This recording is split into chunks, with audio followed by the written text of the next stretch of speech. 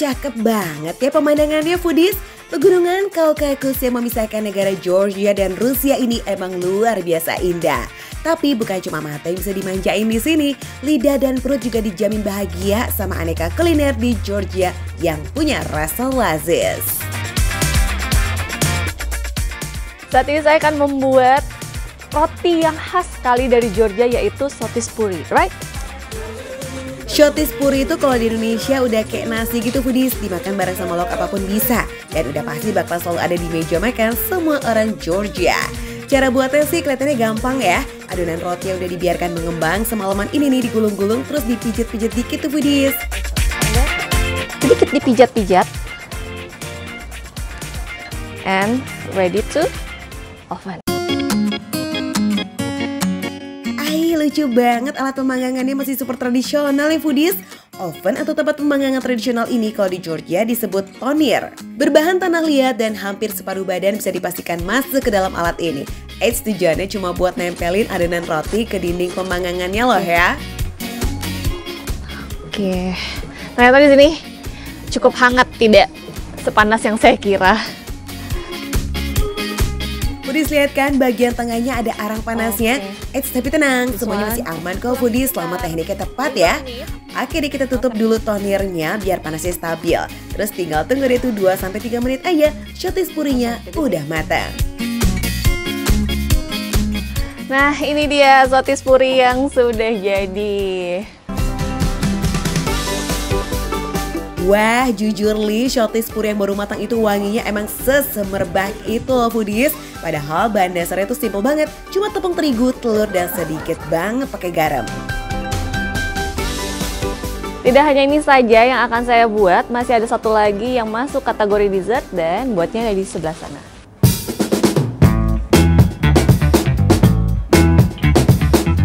Selanjutnya kita akan membuat ini churchkela.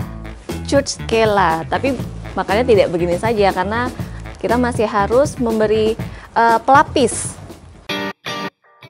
Pelapisnya bukan malam atau lilin loh ya foodies, karena Georgia terkenal dengan perkebunan anggur yang luas. Jadi bahan yang ada di kuali ini isinya merupakan jus segar dari buah anggur yang diberikan tepung dan dimasak hingga mengental. Untuk churchkela sendiri bisa pakai aneka kacang-kacangan atau buah-buahan kering. Dan kali ini Woro coba bikin yang versi walnutnya. Ternyata bentuknya tidak sama seperti yang dicontohkan tadi. Wah, kelihatannya dong easy peasy lemon squishy. Aslinya sih ada gagal-gagalnya juga tuh foodies. Daripada nanti jadi nggak bisa dimakan, mending Woro minta benerin aja deh ya bentuknya. Nah foodies, tips biar bentuk churchkelanya itu bagus, kekentalan dari adonan jus anggurnya harus benar-benar diperhatikan. Gak boleh terlalu cair, apalagi nyaris beku. Next kita jemur dulu ya foodies semua churchkelanya.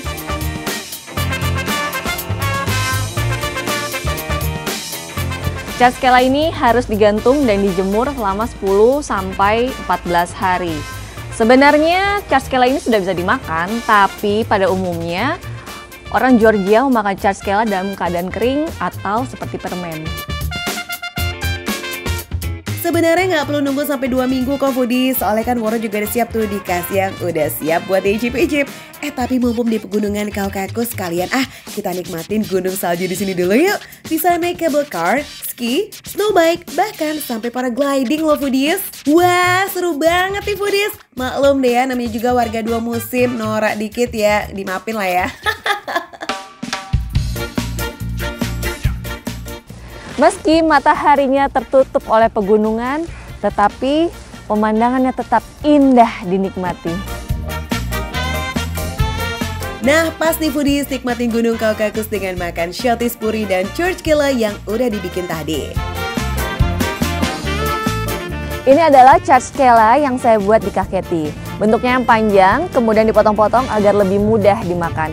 Rasanya manis dan teksturnya ternyata tidak sekeras yang saya kira.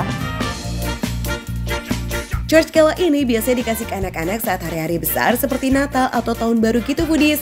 Karena rasanya yang manis, orang Georgia menganggap ini juga bagian dari permen gitu foodies. Unik juga ya budayanya. Oh iya, karena manis yang dipakai adalah pemanis alami dari jus buah anggur, jadi rasa manisnya tuh nggak bikin giung gitu foodies. Lapisan luarnya juga empuk dan sedikit kenyal, kelengkapin tekstur crunchy dari walnut yang ada di bagian tengahnya. Untuk shorties purinya, Woro sengaja bawa yang versi mininya nih foodies biar gampang dibawa. Tapi kalau soal rasa sih sama aja kok foodies sama yang besar tadi. Wanginya masih dapat banget, empuknya apalagi, mantul itu. Rasa rotinya juga nggak plain loh foodies, ada sedikit rasa gurih dan manisnya juga. Padahal ini makan tanpa pakai isian atau selai apapun loh. Eits, nggak lupa dong aroma smoky-nya juga dapet. Wah, nggak heran ya makanan yang satu ini jadi salah satu favoritnya orang Georgia. Dan ternyata approve juga nih ya sama makan receh. Biar mana receh tapi rasa nggak recehan dong foodies.